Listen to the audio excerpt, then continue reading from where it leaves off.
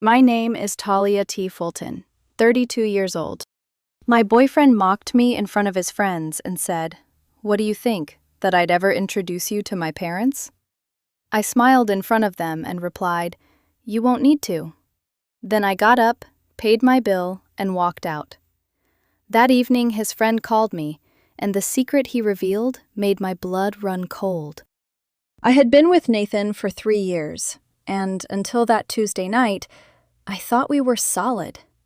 Not perfect, because no relationship is perfect, but solid in the way that made me believe we were building something real. We met at a charity marathon where I was volunteering at a water station, and he twisted his ankle near the finish line. I helped him to the medical tent. He made some joke about dying heroically on mile 12, and somehow we ended up getting coffee later that week. Nathan worked in marketing. I had been freelancing in graphic design after leaving my old agency job. We lived separately but spent most weekends together. His place was nicer than mine. His parents had money. Mine did not. I never thought it mattered. He never made me feel like it mattered. At least, not when we were alone. Last Tuesday changed everything. We were at this upscale bistro downtown, the kind of place where the lighting makes everyone look richer than they are, and the menu uses words you pretend to understand.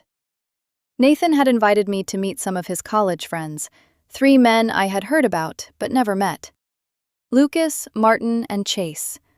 All polished, all expensive-looking, all wearing that effortless confidence people get when they have never had to wonder if their card will decline.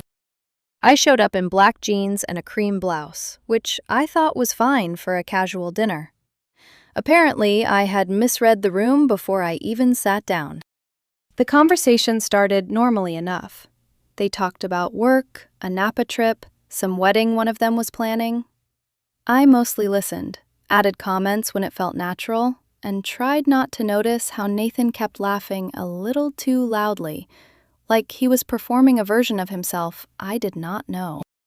Then Martin looked at Nathan and smiled. "So, when are you going to make this official? Bring her home to meet Richard and Patricia?" Nathan laughed. Not a warm laugh. Not even an awkward laugh. A cruel one. "Oh God," he said, lifting his wine glass. "Can you imagine?" I turned toward him slowly. "What?" He took a sip, glanced at his friends, then back at me with this careless little smirk. "I mean, come on. What do you think? That I'd ever introduce you to my parents?" The table went silent. Lucas looked down at his plate. Martin raised his eyebrows like he had just opened a door he had not meant to open. Chase stared at Nathan with something close to disgust.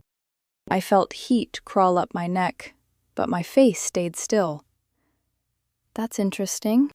Nathan waved his hand like I was being dramatic before I had even reacted. "Don't be like that." "Be like what?" "You know they have expectations." "This?" I asked. He sighed. "You know what I mean. You're sweet and all, Talia, but you're not exactly the type they'd approve of. No offense." No offense. The phrase people use right after they decide to offend you professionally. For a few seconds, I heard nothing but the low hum of the restaurant, forks against plates, a woman laughing somewhere near the bar. 3 years flashed through my mind.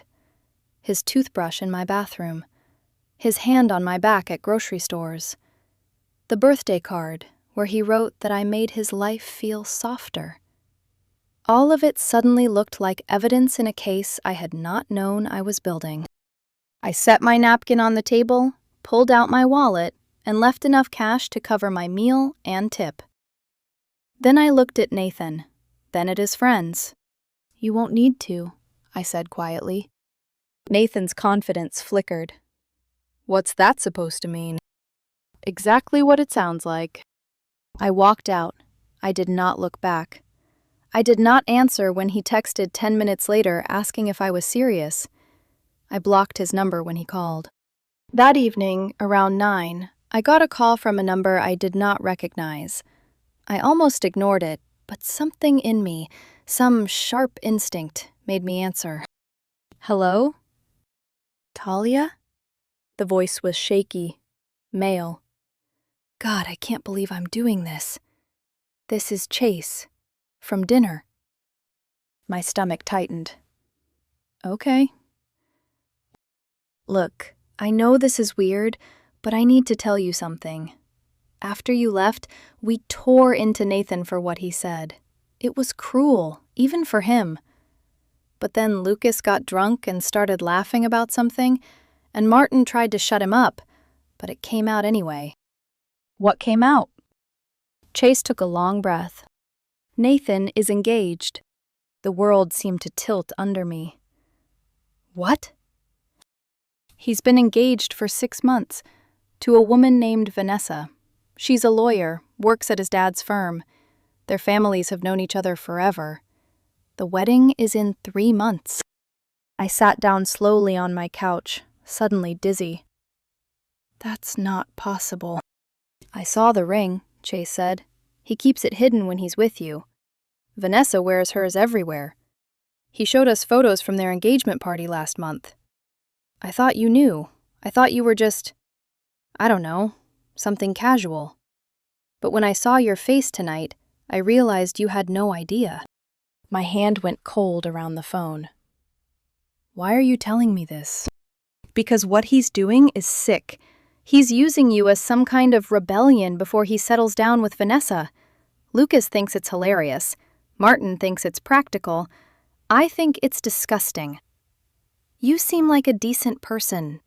You deserve to know. I could barely breathe. Does Vanessa know about me? No, she travels a lot for court appearances, so he has had plenty of time to play both sides. Send me proof, I said. Screenshots, photos, whatever you have. I already sent them before I called. Check your messages. I pulled the phone away and saw the images.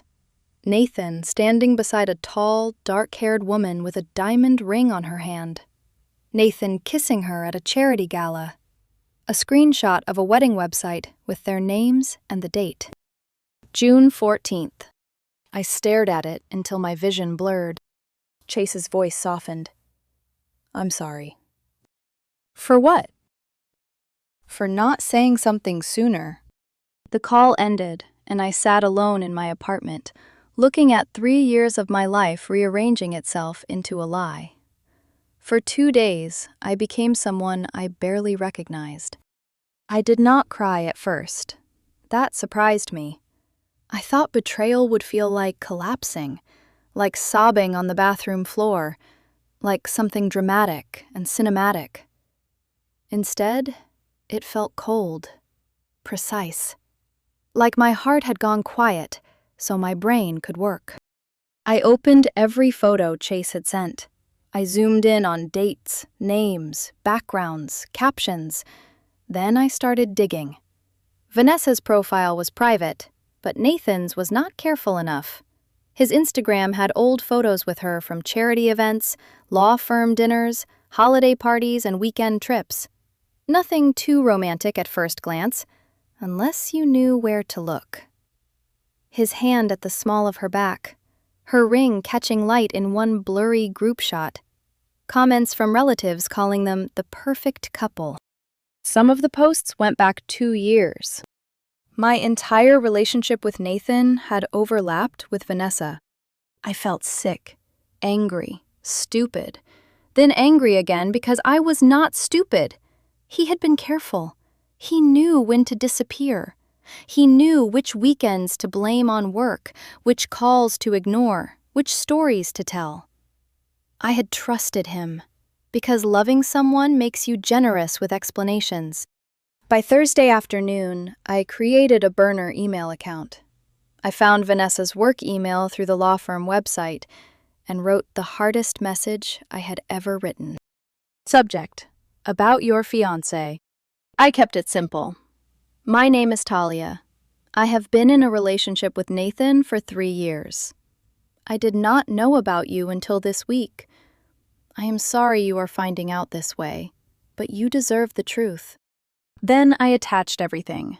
Text conversations, photos of us together with timestamps, screenshots of plans, hotel reservations, birthday messages, even a picture of his spare hoodie and toothbrush at my apartment. I did not insult him. I did not beg her to believe me. I just gave her facts. I hit send at 2 p.m. By 6 o'clock, Nathan started calling. I had unblocked him earlier because some part of me wanted to see how long it would take for his perfect life to catch fire. 17 missed calls. Then 32 texts. "What did you do?" "Vanessa is losing her mind." "You ruined everything."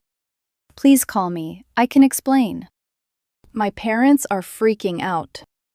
"How could you be so vindictive?" I saved every message and answered none. Friday morning, Vanessa called me.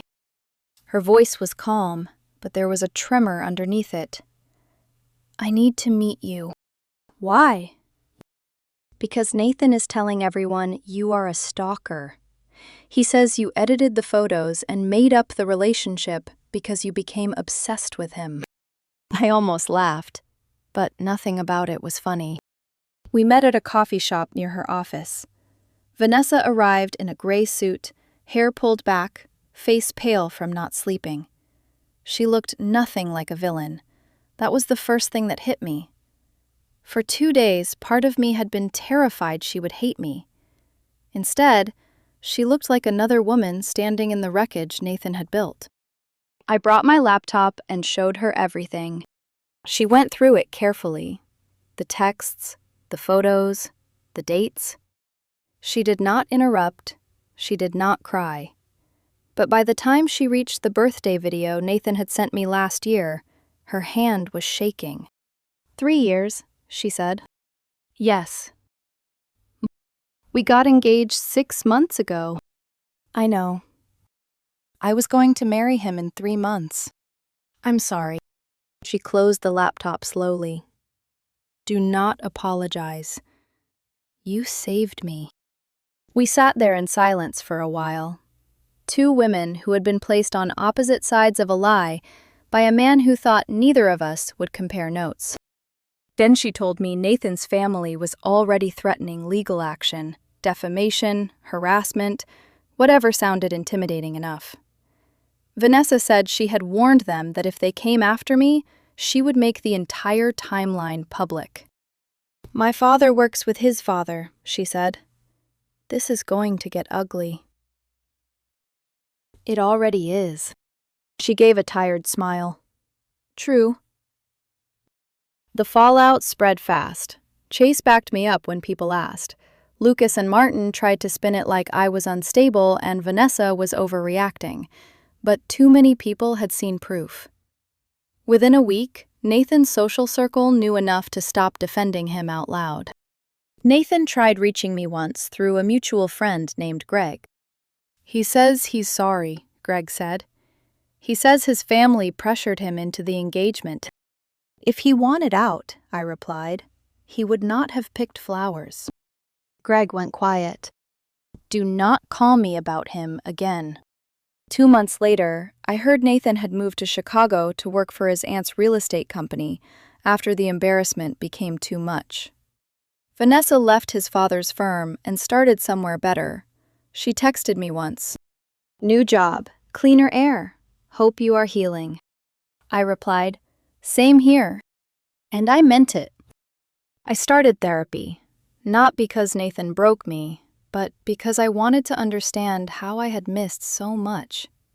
My therapist told me people who deceive like that are practiced at compartmentalizing. It is not proof that you were naive, she said. It is proof that he was skilled. That helped. 3 weeks ago, Nathan sent one final email. I know you hate me. I do not blame you. I cared about you. I was a coward. Vanessa deserved better. You deserved better. I am sorry. I read it twice. Then I deleted it. Some people do not deserve closure from the people they wounded. They deserve to live with the truth they created. As for me, I am dating again, slowly. I reconnected with old friends, started rock climbing again, and took on design projects that make me happy instead of just paid. Chase and I got coffee once, so he could apologize properly for staying silent too long. I told him he spoke when it mattered. I do not know what comes next, but I know what I will never tolerate again. If someone keeps you hidden, it is not love. It is a warning.